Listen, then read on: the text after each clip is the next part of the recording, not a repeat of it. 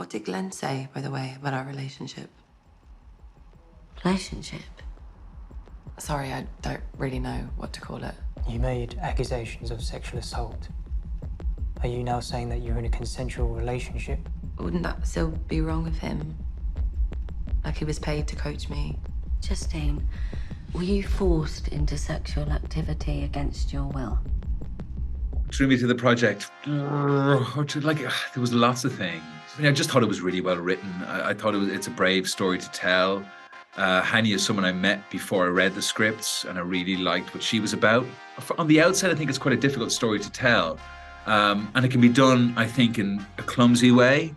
And she did it in the opposite of that way. I thought it was beautifully nuanced and sensitive and clever, without like hoodwinking the audience.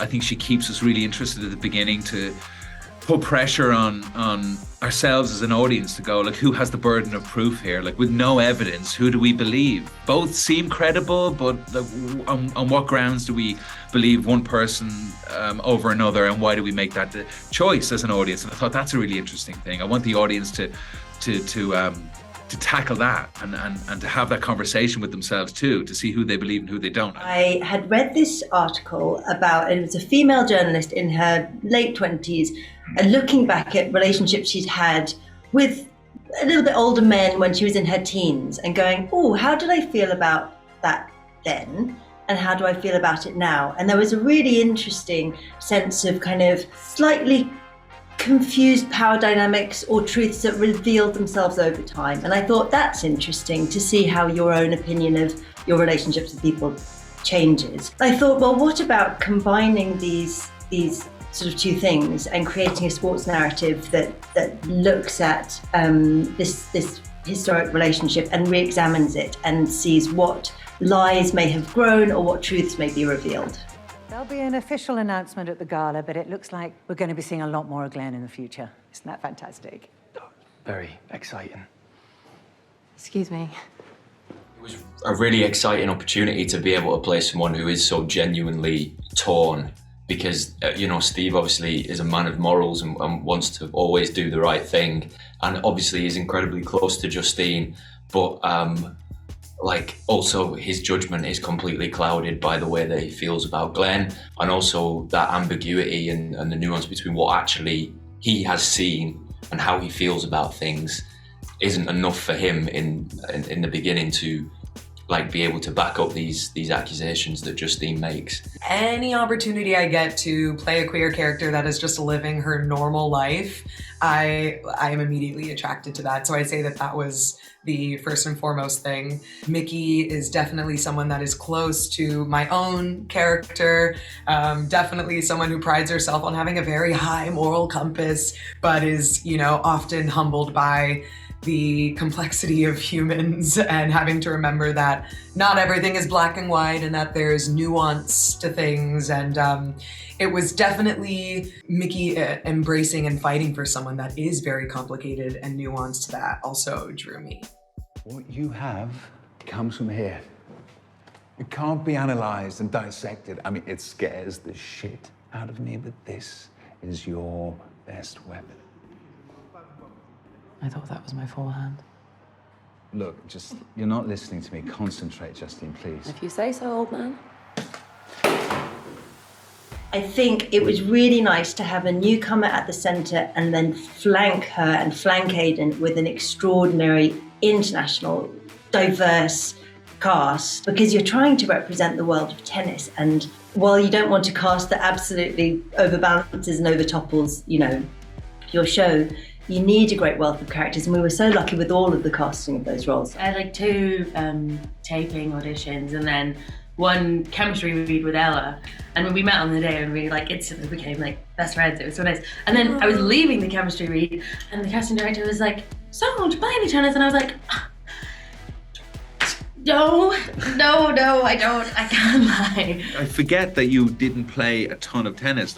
You guys were in training camp for quite a while. You were training hard, but it's just, to get to that level so quickly too is just, it's phenomenal. We had Naomi Cavaday. Yeah, she's brilliant. She played at Wimbledon before, and she like kind of oversaw all of the tennis stuff, but also like just the courts and stuff that we played on were incredible, you know, and like that was, like you said earlier, that was research in itself. Yeah, just to see how these academies are, you know, what they feel like when you walk in. Like it already feels like a lot of these places, not all of them, but a lot of them have, it's a huge amount of money. Like, you know, you'd sort of go, what the annual fee here is for it. Like it's that kind of vibe. It's just a very, you know, people who practice there might wear all whites. It's just there's a real feeling of, it doesn't feel like a football club, you know? Yeah. That's a question for you now. Just looking at my shoulder and stuff, but it was fine. It was fine. I didn't know that. I have like bad shoulders. Yeah, isn't that like just a Tuesday for you? Yeah, exactly. I probably wasn't the best person to play this role. You still play now? Sometimes I go to the park by myself and just throw a ball. And that's the beauty of acting. She's already won it. I've earned this. Not enough. I control it. Yes, more. This is my court. There you go. I'm gonna burn through that bitch. You're the fire, she's the fuel. No, stop. We talked about this. We did have an intimacy coordinator. I mean, it's so funny, like to think about a time when we wouldn't have had intimacy coordinators on set. It's crazy. I mean, it was always felt like a void. Like it always felt like this doesn't feel quite right. Like always, it never felt, you know, you have an awkward director in a corner, kind of like not knowing how to approach the scene, and like two actors just looking at each other going, well, what the hell do we do?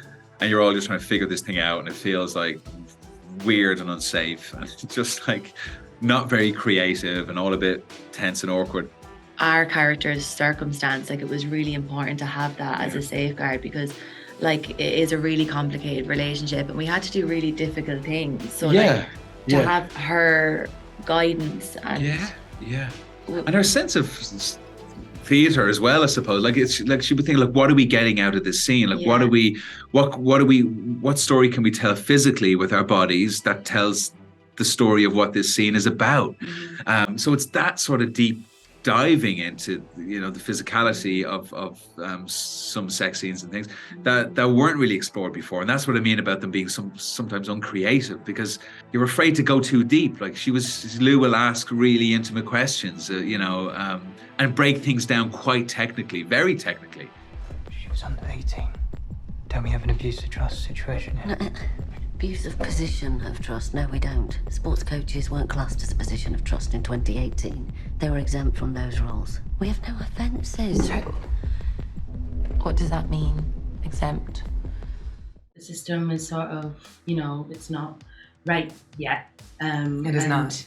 I like hope it sparks people to like ask questions on the outside and like within themselves, and hopefully people can like feel seen in a way and like maybe have the courage to like deal with their own situations or situations that they've seen. Sometimes if you just quiet and you just take a moment to really take someone in, you can actually see someone's heart. And I think energy is a very important thing to feel, that I think British people have an interesting time feeling the vibes. So I'm interested to see how it affects the society here. But that's what I would like people to take away, is just like really listen with your heart.